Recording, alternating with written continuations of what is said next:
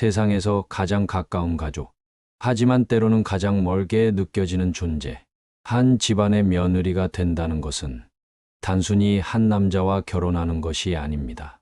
그 남자의 부모, 형제, 친척, 심지어 그의 가풍과 전통까지 모두 함께 받아들여야 하는 일이 되곤 합니다.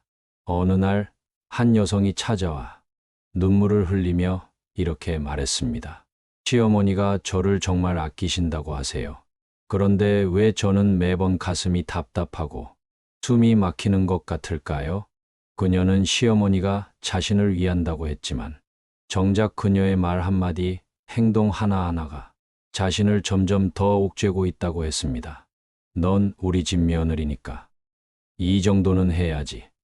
며느리가 너무 버릇없으면 집안이 휘청거리더라. 우리 아들은 그렇게 키운 적이 없는데 너 때문에 변한 것 같다. 처음엔 그냥 넘겼지만 쌓이고 쌓이니 마음 한구석이 너무나도 괴로웠다고 합니다. 여러분도 혹시 비슷한 경험이 있으신가요? 결혼하고 나서 한없이 따뜻할 것만 같았던 가정이 어느 순간 갑갑한 공간이 되어버린 적이 있나요? 요즘 시대의 며느리들이 가장 싫어하는 시어머니와 시댁의 특징은 무엇일까요? 왜 이런 문제가 생기는 걸까요? 이런 갈등을 줄이려면 어떻게 해야 할까요? 오늘 우리는 이 주제에 대해 깊이 이야기해 보려 합니다. 며느리의 입장에서, 그리고 시어머니의 입장에서 이 문제를 바라보며 우리 모두가 행복할 수 있는 방법을 함께 찾아보겠습니다. 이야기를 시작하기에 앞서 부처님의 한 말씀이 떠오릅니다. 인간은 누구나 자신이 옳다고 생각하는 방향으로 움직이느니라. 하지만 그 길이 다른 이에게 상처를 주지는 않는지 항상 돌아보아야 한다. 이제 한 가지 질문을 드려보겠습니다. 여러분이 알고 있는 시어머니는 어떤 분이신가요? 그리고 여러분이 만나온 시댁은 여러분에게 어떤 의미인가요? 한번 생각해 보면서 이야기의 다음 장을 열어보겠습니다. 며느리와 시어머니. 이 둘 사이의 관계는 언제나 미묘하고 복잡합니다. 아무리 좋은 사람이라 해도 이 관계 안에서는 어쩐지 불편함을 느낄 때가 많죠. 그럼 요즘 며느리들이 가장 싫어하는 시어머니와 시댁의 특징은 무엇일까요? 오늘은 그 첫 번째 특징에 대해 이야기해 보려 합니다.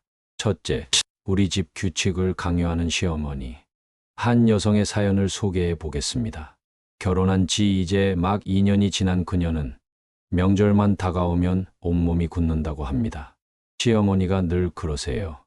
우리 집은 대대로 며느리가 음식을 다 준비해 왔으니까 너도 당연히 해야 한다고요. 그게 예의라고요. 그녀는 처음엔 그게 당연한 줄 알았습니다. 그래서 힘들어도 웃으며 버텼죠. 하지만 시간이 지나면서 점점 깨닫게 되었습니다. 그녀가 아무리 열심히 해도 그 노력은 인정받지 못한다는 거려. 이건 내가 하는 방식이 아니야. 우리 집은 원래 이렇게 해. 그녀는 속으로 생각했습니다. 그러면 나라는 사람은 어디에 있는 거죠? 왜 저는 항상 맞춰야만 하죠? 며느리는 새 가족이 아닙니다. 그 집의 새로운 구성원이죠. 하지만 많은 시어머니들은 며느리를 하나의 개별적인 인격체로 보지 않고 그저 우리 집안에 들어왔으니 따라야 하는 사람으로 봅니다. 부처님께서는 이렇게 말씀하셨습니다. 물은 흐르되 각각 다른 모양을 이루느니라. 강물은 강물대로, 바다는 바다대로 흐르되 그 누구도 강을 바다로 만들지 아니하며 바다를 강으로 바꾸지 않느니라. 모든 사람은 저마다의 방식이 있습니다. 그 방식이 무조건 틀린 것은 아닙니다.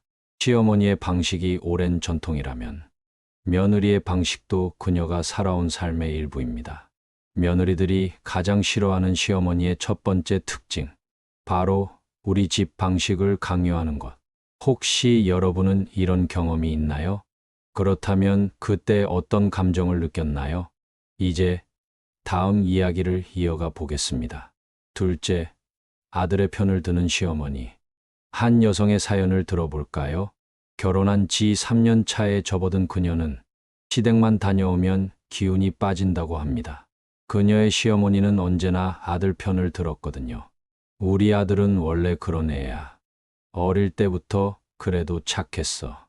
남편이 아무리 늦게 들어와도 집안일을 도와주지 않아도 그저 원래 그런 아이라고 말하는 시어머니. 그녀는 처음엔 이해하려고 했습니다. 하지만 점점 지쳐갔죠. 어느 날 남편과 크게 다투고 속상한 마음에 시어머니에게 털어놓았습니다. 어머님, 저 정말 힘들어요. 남편이 너무 무관심해요. 그때 돌아온 대답은 그녀의 마음을 무너뜨렸습니다. 너도 이해해야지. 우리 아들은 돈 버느라 얼마나 힘든데. 그녀는 속으로 생각했습니다. 그럼 나는 안 힘든가요? 시어머니에게 아들은 여전히 어린 아이였습니다. 결혼을 했어도 가정을 이루었어도 그에게 책임을 묻지 않았죠. 결국 모든 부담은 며느리 몫이 되었습니다. 부처님께서는 이렇게 말씀하셨습니다. 두 사람이 함께 걷되 한 사람이 넘어진다면 다른 이는 손을 내밀어야 하느니라. 그 손이 없다면 넘어진 이는 홀로 일어나야 하느니라. 부부란 함께 짐을 지는 사이입니다. 하지만 한쪽이 넘어졌을 때 그 책임을 오롯이 상대방에게 지운다면 그 관계는 오래가기 어렵습니다. 며느리들이 가장 힘들어하는 순간, 바로 남편이 잘못했을 때조차 시어머니가 그를 감싸기만 할 때입니다. 그럴 때 며느리는 생각하죠. 내가 아무리 노력해도 이 집에서는 결코 내 편은 없구나. 여러분은 이런 경험이 있으신가요? 그럴 때 어떤 감정을 느꼈나요? 셋째, 며느리를 손님 취급하는 시어머니. 어느 날 한 여성의 사연이 전해졌습니다. 결혼한 지 5년이 넘었지만 그녀는 여전히 시댁에 가면 낯선 사람처럼 느껴진다고 합니다. 어머님, 제가 도울 게 있을까요? 그녀가 조심스레 묻자 시어머니는 손을 내저으며 말합니다. 됐어. 넌 그냥 쉬어. 여기 일은 우리가 할게. 처음에는 배려라고 생각했습니다. 그러나 시간이 지나도 변하지 않았습니다. 가족들이 다 함께 밥을 먹을 때도 그녀만 혼자 빠져 있는 느낌이 들었죠. 명절이 되면 시어머니는 딸과 함께 장을 보고 음식을 준비합니다. 하지만 며느리는 그저 옆에서 바라볼 뿐이었습니다. 나는 이 집에서 여전히 손님일 뿐인가? 그녀는 마음속 깊이 외로움을 느꼈습니다. 시댁을 방문할 때마다 그녀는 따뜻함이 아닌 거리감을 느꼈습니다. 부처님께서는 이렇게 말씀하셨습니다. 어느 곳에 가든 그곳에서 나를 받아주지 않는다면 나 또한 그곳을 나의 자리로 여기지 말라. 억지로 머물며 슬퍼하지 말고 다른 길을 찾아가라. 가족이란 함께 어울리며 정을 나누는 관계입니다. 하지만 며느리를 가족이 아닌 그저 남의 집 사람처럼 대한다면 그녀가 진정한 소속감을 느낄 수 있을까요? 며느리들도 가족이 되고 싶어 합니다. 그러나 시어머니가 벽을 만들고 너는 우리와 다르다고 선을 긋는다면 그녀들은 자연스럽게 멀어질 수밖에 없습니다. 여러분은 혹시 이런 경험을 하셨나요? 시댁에서 따뜻함을 느꼈나요? 아니면 거리감을 느꼈나요? 넷째, 며느리를 집안의 일꾼으로만 여기는 시어머니. 한 여성의 이야기입니다. 그녀는 결혼 전까지도 명절을 그저 가족이 모여 정겹게 음식을 나누고 담소를 나누는 날이라 생각했습니다. 하지만 결혼 후 그녀의 생각은 완전히 바뀌었습니다. 첫 명절, 그녀는 시댁에 도착하자마자 앞치마를 두르기도 전에 시어머니에게 불려갔습니다. 너는 전 부쳐. 그리고 갈비찜도 해야 하니까 재료 손질하고 김치도 썰어야 하니까 부엌에서 서둘러. 며칠 전부터 장을 봐서 이미 준비된 음식도 많았지만 시어머니는 며느리가 부엌에서 움직이는 모습을 보는 것 자체가 중요한 듯 했습니다. 그녀가 힘겹게 일을 하고 있으면 시어머니는 곁에 앉아 계셨습니다. 그러다 한마디씩 던졌죠. 우리 땐 이렇게 안 했어. 그렇게 하면 맛이 없어. 좀 더 정성을 들여봐. 손 하나 까딱하지 않으면서 감나라 배나라 하시는 모습에 그녀는 입술을 깨물었습니다. 다른 가족들은 모두 거실에 모여 웃고 떠들고 있었습니다. 신우이는 TV를 보며 웃고 남편은 아버지와 술 한 잔을 나누고 있었습니다. 그녀는 문득 자신이 이 집에서 어떤 존재인지 깨닫게 되었습니다. 나는 이 집안의 가족이 아니라 그저 노동력이 필요한 존재인가? 마음이 서늘해졌습니다. 그녀가 정성껏 차린 음식을 남편과 시누이가 맛있게 먹으며 말했습니다. 우리 엄마 음식 솜씨는 따라갈 수가 없지. 그 순간 그녀는 손에 들고 있던 국자를 내려놓고 싶었습니다. 부처님께서는 말씀하셨습니다. 마음을 다해 베푼 공양이라도 받는 이가 감사를 모르면 그것은 결국 헛된 일이 되느니라. 며느리는 일하러 시댁에 가는 것이 아닙니다. 함께 시간을 보내고 가족으로 인정받고 싶어 갑니다.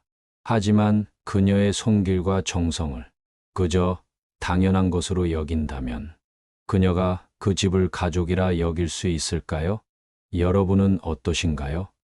누군가에게 베풀었지만 당연하게 여겨져 서운했던 경험이 있으신가요? 다섯째, 며느리를 경쟁 상대로 여기는 시어머니.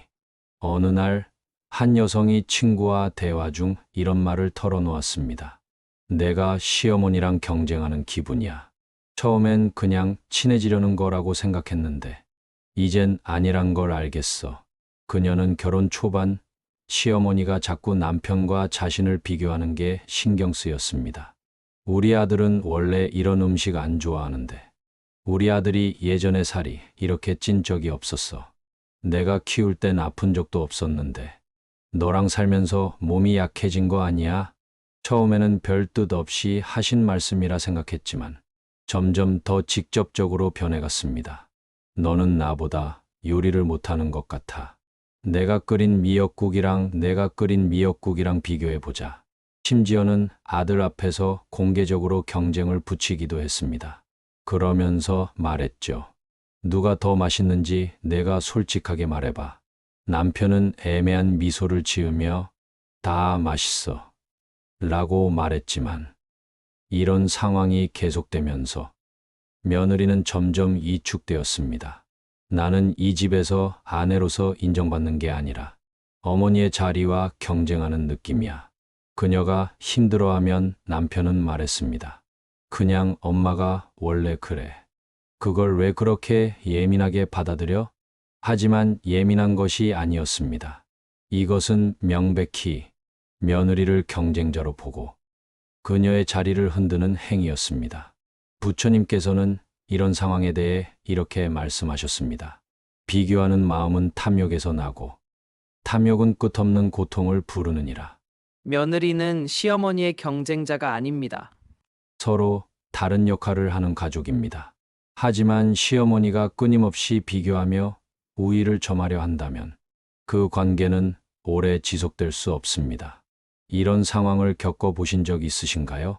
누군가 나를 있는 그대로 받아들이지 않고 항상 비교하며 평가한다면 그 관계가 편할 수 있을까요? 이제 마지막 이야기를 들어보겠습니다. 마지막으로 며느리를 진짜 가족으로 받아들이지 않는 시어머니. 한 여성이 한숨을 쉬며 말했습니다. 결혼한 지 10년이 다 돼 가는데 아직도 저는 이 집안의 손님 같아요. 그냥 우리 집안 사람이 아닌 것 같아요. 그녀는 명절이 될 때마다 누가 봐도 차별적인 상황을 겪었습니다. 우리 가족끼리 사진 한 장 찍자. 이렇게 말하며 시어머니는 자연스럽게 아들과 친정 식구들만 부르셨습니다. 며느리는 사진 속에 들어갈 자리가 없었습니다. 명절 음식을 만들 때도 마찬가지였습니다. 이건 우리 식구들이 먹을 거니까 내 건 따로 담아줄게. 생각해보면 처음부터 달랐습니다. 시댁에 방문하면 남편의 방은 그대로 남아 있었고 그녀가 쉴 곳은 없었습니다. 음식도 시어머니가 아들과 손주들 중심으로 챙겼고 며느리는 늘 뒷전이었습니다. 그녀는 점점 이런 생각을 하게 되었습니다. 나는 이 집안의 사람이 아니구나. 이 사람들은 나를 가족으로 받아들일 생각이 없구나. 어느 날 이런 일이 있었습니다. 가족 행사에 참석한 그녀가 시어머니께 물었습니다. 어머님, 제가 도와드릴까요? 그때 시어머니가 무심하게 내뱉은 말이 그녀의 가슴을 깊게 파고들었습니다. 괜찮아. 너는 손님이잖아. 순간 며느리는 알았습니다. 아무리 노력해도 이 사람들의 마음속에서 자신은 가족이 될 수 없다는 거려. 부처님께서는 가족에 대해 이렇게 말씀하셨습니다. 가족은 혈연만이 아니라 함께 살아가고 서로를 보살피는 이들이니라. 하지만 어떤 이들은 며느리를 끝내 가족으로 받아들이지 않습니다. 이런 환경 속에서 며느리는 언제까지 참아야 할까요? 어느 순간이 되면 그녀도 마음을 닫아버리게 됩니다. 그리고 관계는 점점 멀어지죠. 여러분도 비슷한 경험이 있으신가요? 혹시 자신이 가족이라고 생각했던 사람들에게서 너는 우리와 다르다는 말을 들은 적 있나요? 오늘 우리는 며느리들이 가장 힘들어하는 시어머니와 시댁의 특징을 이야기해 보았습니다. 혹시 방송을 들으면서 여러분의 마음속에 떠오른 사람이 있나요? 그렇다면 꼭 댓글로 남겨주세요. 여러분의 이야기가 또 다른 누군가에게 큰 위로가 될지도 모릅니다. 그리고 이 방송이 도움이 되셨다면 구독과 좋아요도 부탁드립니다. 다음 시간에는 진짜 좋은 시어머니는 이런 모습이다라는 주제로 더 깊은 이야기를 나눠보겠습니다. 오늘도 함께 해주셔서 감사합니다. 편안한 하루 보내세요. 노후의 연못이었습니다.